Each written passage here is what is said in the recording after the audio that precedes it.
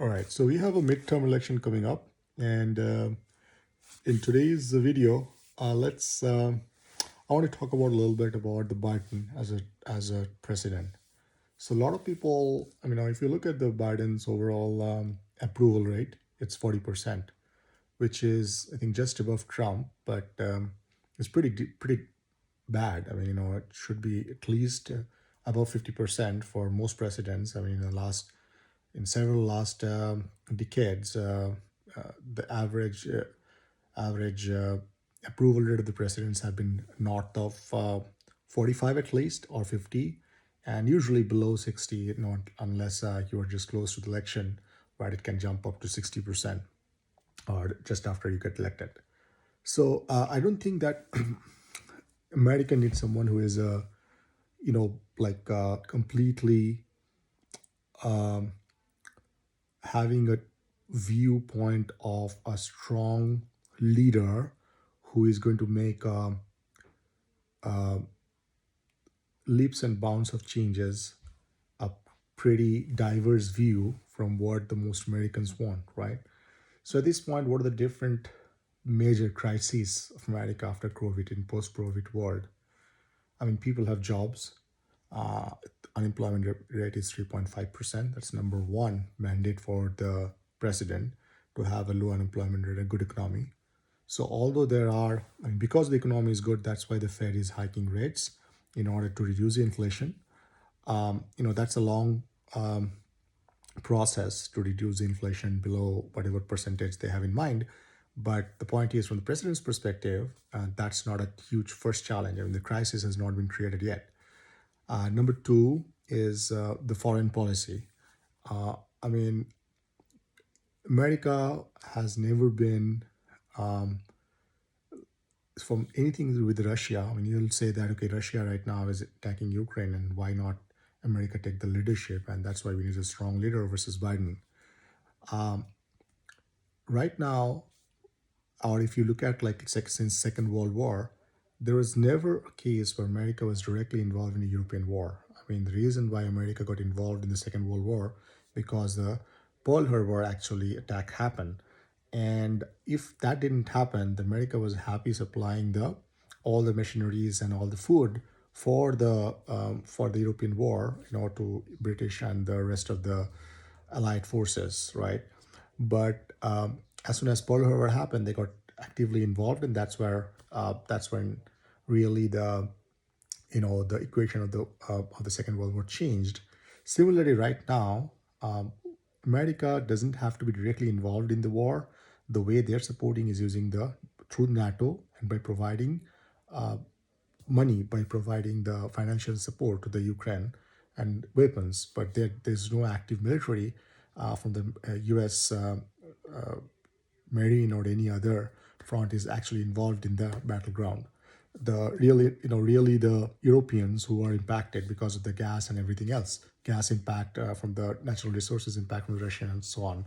So similarly, in the Second World War, when this issue happened, of the when the German attacked, they occupied the Poland, and then the war was going on. So America was supplying food. Right now, America will take advantage of the European situation by supplying the energy, both natural gas as well as I mean, natural gas is a long term, but at least for the short term, we're supplying the oil and that's basically what is America is looking forward to have a status quo on this. That's why they're supplying the weapons to the Ukraine. So they know that Ukraine is no match to the Russian forces. But if they elongate the war as long as they can, then and the crisis kind of continues as a status quo. So and Russia supply to the Europe kind of paused. America can continue to supply energy to the Europe, and that helps the American companies such as Exxon and others, right? Both for the who supplies the natural gas as well as for the crude oil. So and in all this way right now, creating this crisis, that way you can keep pressure on the Saudi and you keep pressure on the others. So that's obviously there's a back channels and all that happens in the foreign politics, but the point is that America needs should foreign policy experts, but not front face leadership in this war. They want to play the back end. They want to basically benefit from the war. And so there two. So we're talking about the economy. We talked about the foreign policy, and the third part is domestic issues, right? For example, something like climate crisis, or something like the abortion law and everything. So those are always a tertiary or the third derivative of the of how the elections goes and how the president is looked up, and then in those respects, right now again, the abortion law was something that Supreme Court passed. So there is a it's a, from the it's sort of like you can always go and the Republicans, they cannot claim a victory on that because it's Supreme Court's call. And if actually they claim victory, then it becomes really it sort of becomes a system judgment jurisdiction issue, because now what you're saying that the Supreme Court is really not neutral, right? It's actually very politically motivated, and you cannot portray that picture because that doesn't help you in the long run. On the other hand, the Democrats can always blame the Republicans, but they do not have to do anything actionable because this abortion law was actually done by the Supreme Court. So again, this you can play the game all day long, but there is nothing that will hurt them from the voters' perspective if they do one thing versus other. So this is the scenario from the abortion, and then from the climate change, there's always like the energy crisis, which is a big one. Now Biden is actually taking a little bit of stance on the energy, but again, because of this midterm election with the with the Republicans coming in, it is again a divided sort of a mandate, right? So a lot of people would want to have the oil to come back, whereas the Democrat, the young generation who is a voter for the Democrats, would like the clean energy to take a big part in it. When there is a divided country, then I mean you always have the Biden and this administration would really benefit from it. Why? Because right now, what we need, given all these four scenarios, the economy where it is right now, that we need to have a sort of maintain this status quo scenario where we kind of curb the inflation, but we still also keep the not a very high unemployment rate, and keep the status quo in the war zone in the for the foreign policy, keep the status quo in the domestic policy, and keep the status quo on the energies as well. So all the status quo, who is best suited for this? Not a visionary leader, not someone who is making transformative changes, but a bureaucrat. And what is Biden? He's a perfect bureaucrat. He works with other people. He works with the other, like he has been in the Senate for I don't know how long, for 50 years maybe. And he knows all this, his old buddies. And the way that he works is that, that two faces, right? One with his buddies and one in front of the people that voted for him, and overall, he perfectly maintains that status quo scenario as a seasoned bureaucrat. So, what America needs today, in terms of keeping the status quo to chug along, because it is not growing anywhere. It is not going anywhere. It is not growing out of anywhere. So America, all it needs right now with its current population base is to keep the same pace, keep the current status the world is in today to benefit from it.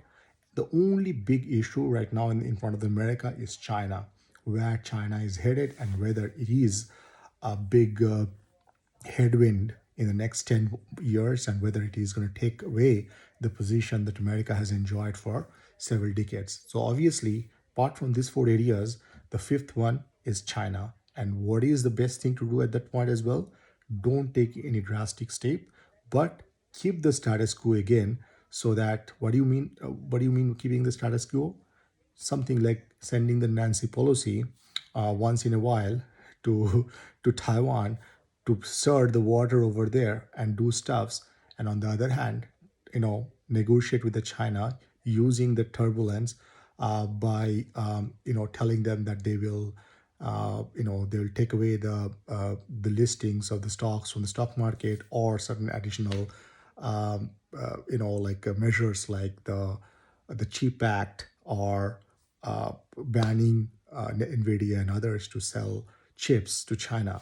So all these sort of like this carrot and stick policy to keep China on their toes. These are not leadership, steps. These are not the steps that Biden is taking in keeping Europe and his partners in loop and taking an action like collectively. But these are the steps Biden is taken uh, on behalf of his country to keep the status quo again for a longer period of time until he can pass the baton to some other president who will be burdened with taking a drastic steps against China.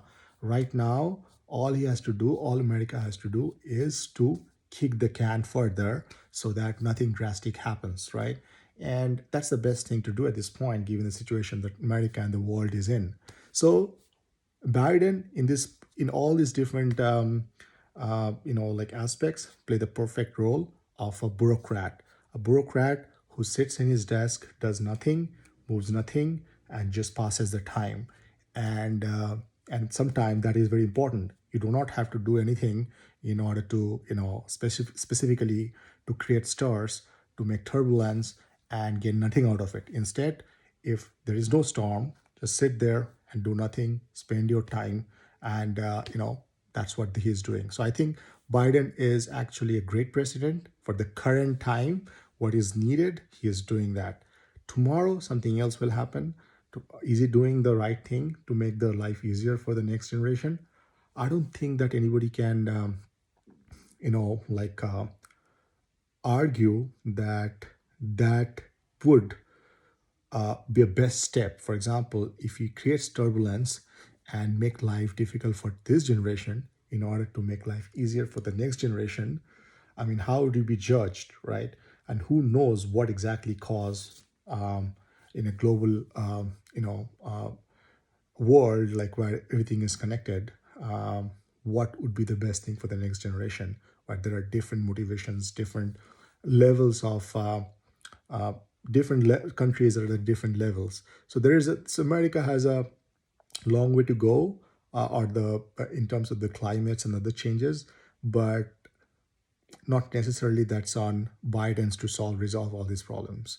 So compare that to Trump, compare that to Obama. So what Obama did was the right thing at the time in 2008. There was a crisis, and coming out of the crisis, they needed a leader who would be resonating with the people who are actually impacted by the crisis. And Obama perfectly filled that position.